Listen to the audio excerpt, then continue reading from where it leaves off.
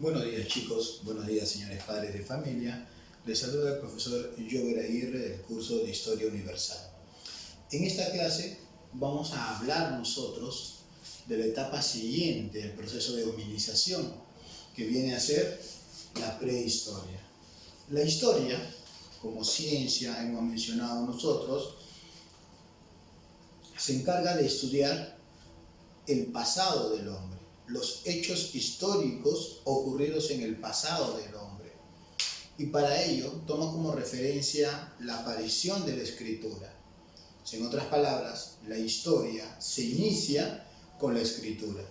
Sin embargo, la pregunta sería la siguiente: ¿y cómo se llamaría o cómo le llamaríamos a esa etapa del desarrollo humano anterior a la escritura? Pues esto surge, ¿no? Esta complejidad sobre el término historia surge a inicios, ¿no?, del siglo XIX, cuando justamente se preguntan eso, ¿no? O sea, ¿y qué es, ¿no?, o cómo se llama al desarrollo histórico del hombre anterior a la escritura? Por esa razón, la prehistoria nosotros lo podemos definir como el periodo comprendido entre el surgimiento de los primeros seres humanos, ¿no? Ahora la pregunta sería: ¿hace cuánto aparecieron estos seres humanos? Hemos dicho nosotros que los primeros seres humanos, el primer hombre que apareció en el continente africano fue el Homo habilis, hace aproximadamente 2,5 millones de años. ¿Y hasta dónde se extendió esta prehistoria? Hasta la invención o la aparición de la escritura, hace aproximadamente 3.500 años antes de Cristo, en la región del cercano oriente llamado Mesopotamia. Ahí apareció la escritura más antigua, llamada la escritura cuneiforme, de los sumerios. Ahora, entonces, la prehistoria es una etapa anterior a la historia, ¿no? Anterior a la escritura, precede a la escritura y va desde los 2,5 millones hasta los 3.500 antes de Cristo. Por tanto, sería la etapa más larga en toda la historia del hombre. Pero ¿quién es el primero en utilizar, ¿no?, o en preguntarse sobre esta disyuntiva del término historia, ¿no? Lo que estudia la historia y lo anterior a la historia? Pues sería simplemente el francés Jacques Boucher de Peters, ¿no? Jacques Boucher, su nombre verdadero; Peters, del lugar francés de donde provenía, donde había crecido. Él publica un libro, ¿no? Él es un geólogo, es un arqueólogo, que publica un libro llamado Antigüedades Célticas y Antidiluvianas. Hay dos teorías que explican el origen del hombre: la teoría la teoría creacionista y la teoría evolucionista. Entonces, Jacques Boucher es un evolucionista, por llamarlo de esa manera, pero sin embargo ya para esos años estaba o se tomaba como referencia una datación. En este caso se dice que la creación de Dios había sido el año 4004. Así es, aunque parezca gracioso, ¿no? La iglesia dio una fecha en la que Dios había empezado la creación del hombre, que era en el año 4004 antes de Cristo. Pues entonces él, haciendo sus estudios, ¿no?, sobre los celtas, pues descubrió que en ese lugar habían existido restos humanos anteriores. Por eso le llama a él las antigüedades célticas y antidiluvianas, haciendo como referencia al diluvio, o sea, restos anteriores a la creación. Por esa razón a él se le va a conocer como el padre de la prehistoria. La prehistoria se clasifica en dos edades: la edad de piedra y la edad de los metales. ¿Qué criterios se utiliza? Pues simple, ¿no? Estudiando la cultura del hombre, se ve que el hombre dependió de dos herramientas muy importantes. Desarrolló dos herramientas muy importantes en su vida cotidiana. Primero, La piedra. Utilizó la piedra como material para la elaboración de sus armas, de sus herramientas. Prácticamente la vida del hombre giraba en torno a la elaboración de diferentes técnicas líticas. Y también hablamos de una edad de los metales. Después de dejar la piedra, estos los reemplazaron por los metales, un material, ¿no?, más resistente probablemente, pero que ya con el conocimiento adquirido podían elaborarlos, como es el caso del bronce, por ejemplo. El bronce no es un metal puro, es una aleación.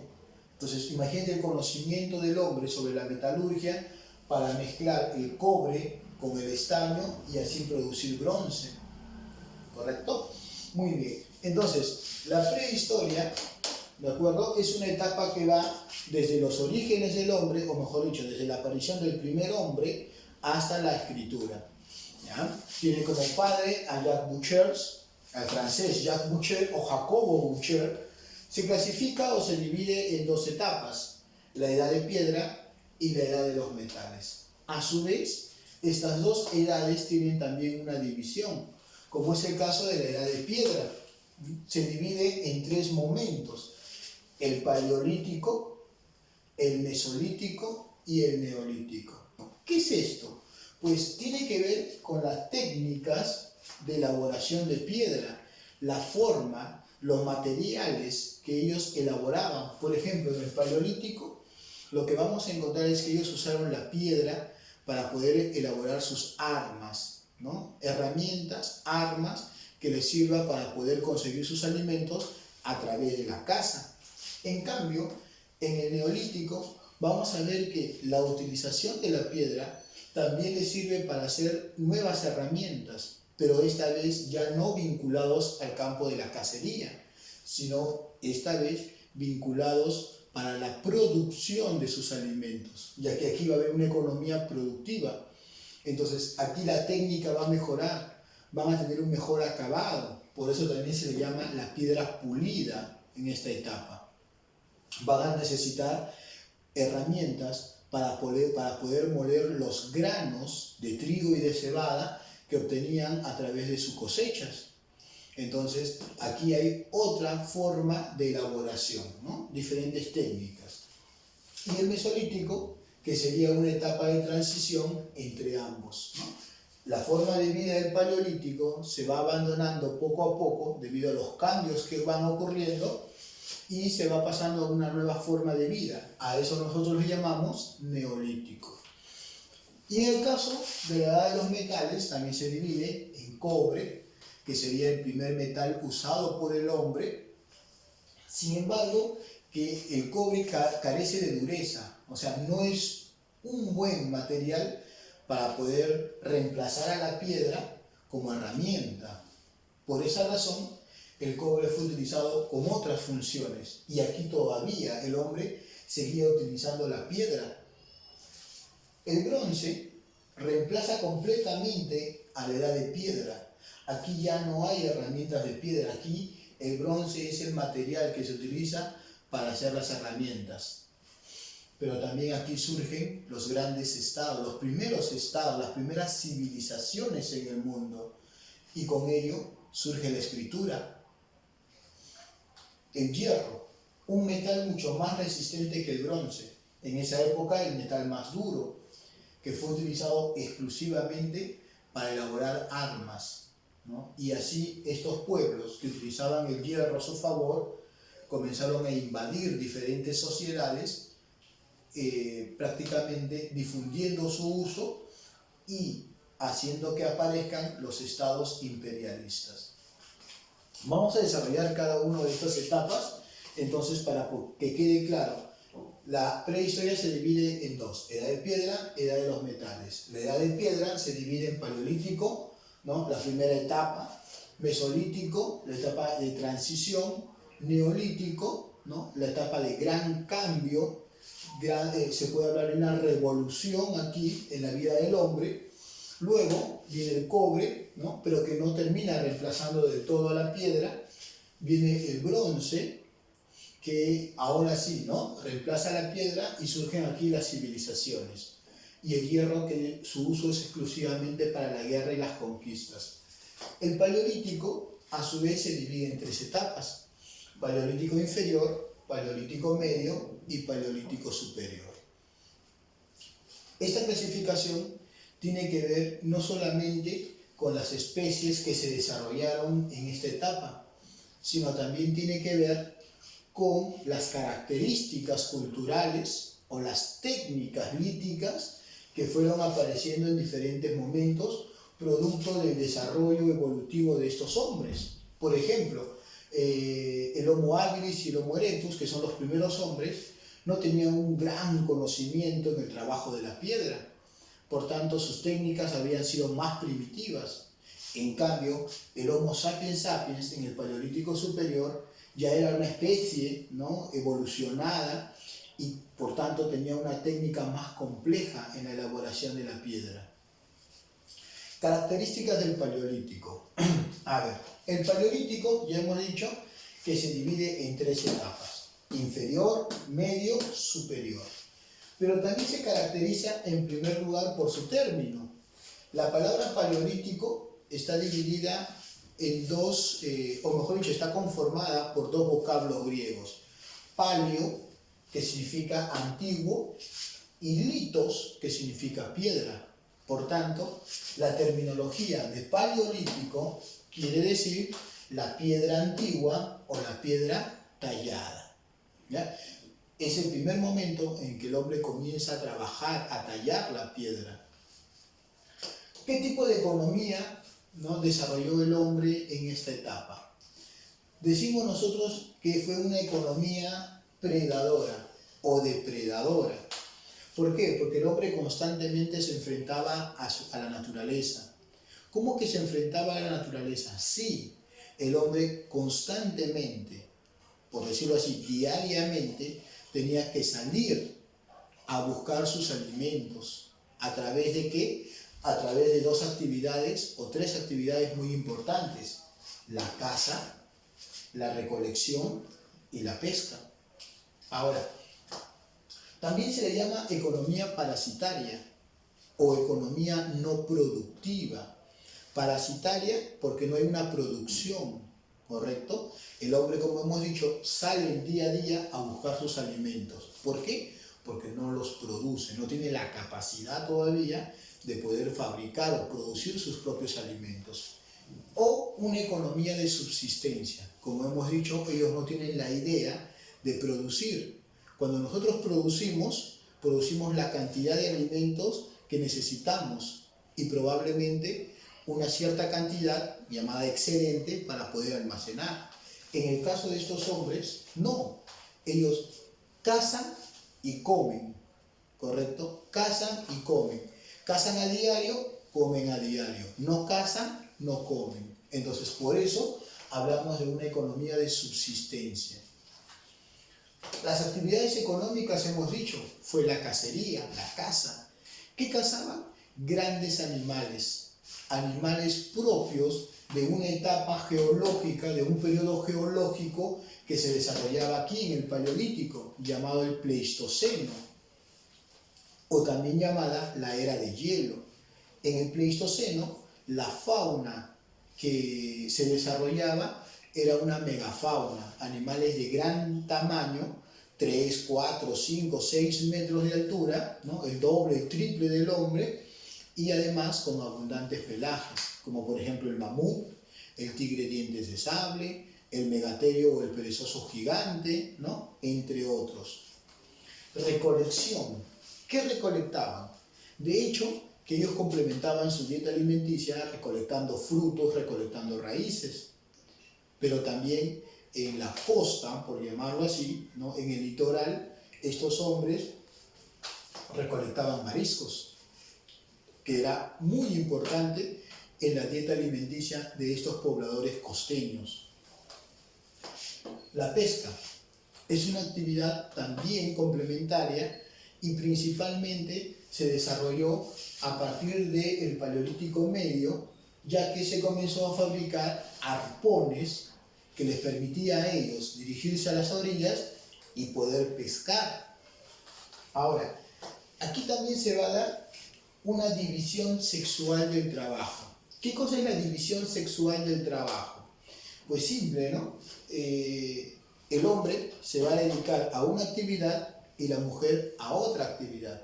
Por ejemplo, la cacería, ¿no?, sería una actividad propia del hombre, y la recolección de frutos y mariscos sería una actividad propia de las mujeres y los menores, por decirlo así, los niños. La forma de vida que llevaba el hombre en el Paleolítico. La primera forma de vida que el hombre experimentó fue una vida nómada. ¿Qué cosa quiere decir una vida nómada? Una vida errante, ¿no?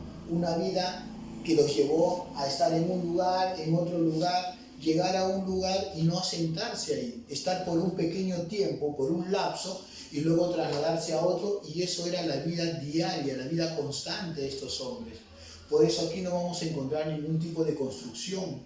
Al contrario, los hombres aquí habitaban las cuevas, llevaban una vida cavernícola. ¿Qué más? La organización social, ¿no? Por más que eran una sociedad primitiva, ¿cómo se organizaban?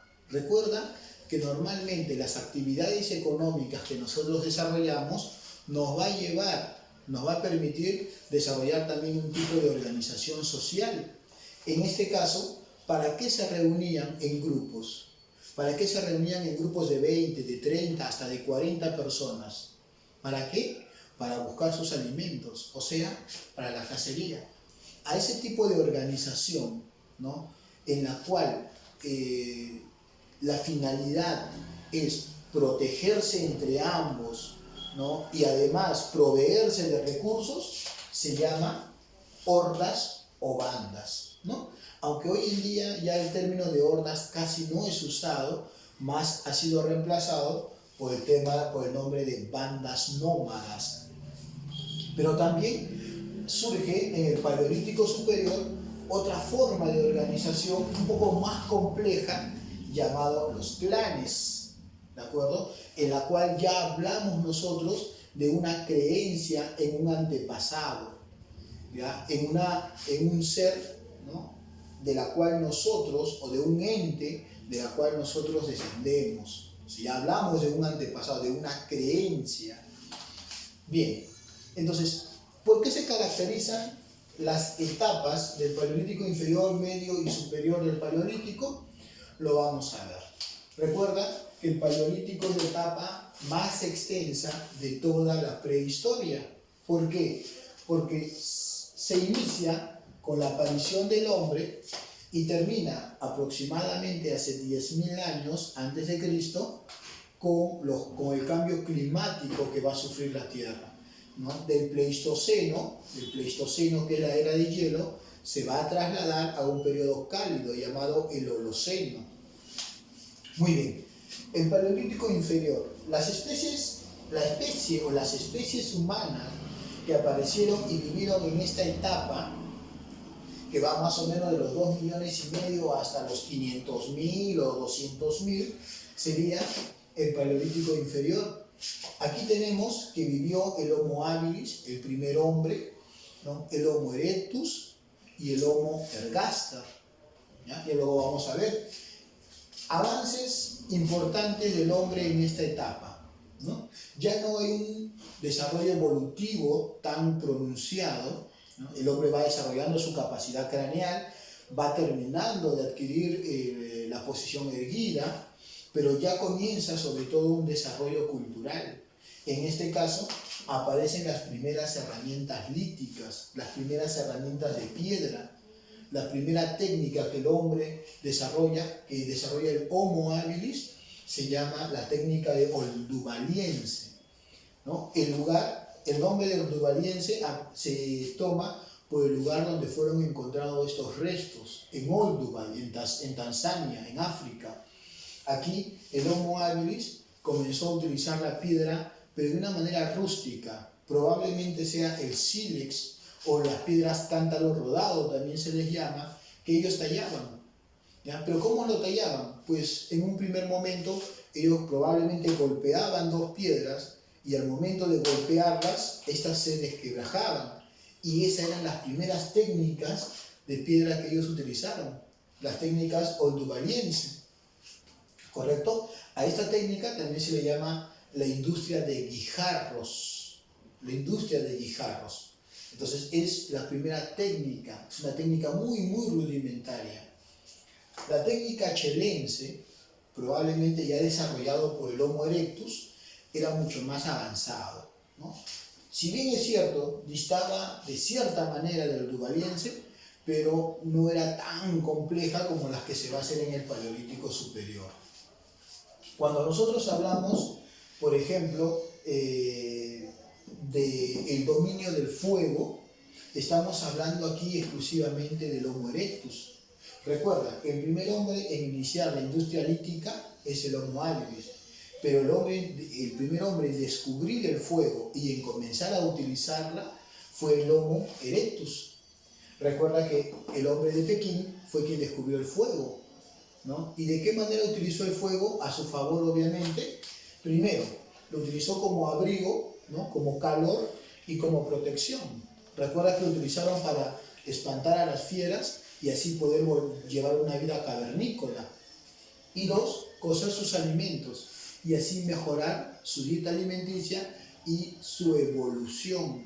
Recuerda que el consumo de carne aceleró el desarrollo de su capacidad craneal en el hombre. La primera división del trabajo, ya lo hemos mencionado, el hombre a la cacería y a la pesca y la mujer a la recolección de frutos y mariscos. Primera migración fuera del África. Los primeros hombres, que fueron los Homo habilis, fueron hallados única y exclusivamente en el África. El Homo erectus fue hallado ¿dónde? En el continente asiático ya. Entonces quiere decir que hubo un momento en el cual el hombre inició una migración fuera del continente africano. ¿Cómo se llama ese hombre? El primer hombre en salir fuera del África se llama el Homo ergaster, que sería el antepasado, por decirlo así, del Homo erectus. En el Paleolítico Medio hablamos de una especie evolucionada que sería el Homo sapiens neanderthalensis, o también llamado el hombre de Neandertal, ¿ya? Aquí vamos a ver ya un avance en la industria lítica. Ya no hay técnicas primitivas, ¿no? Rústicas, sino ya hay una mejor elaboración en la técnica de la piedra.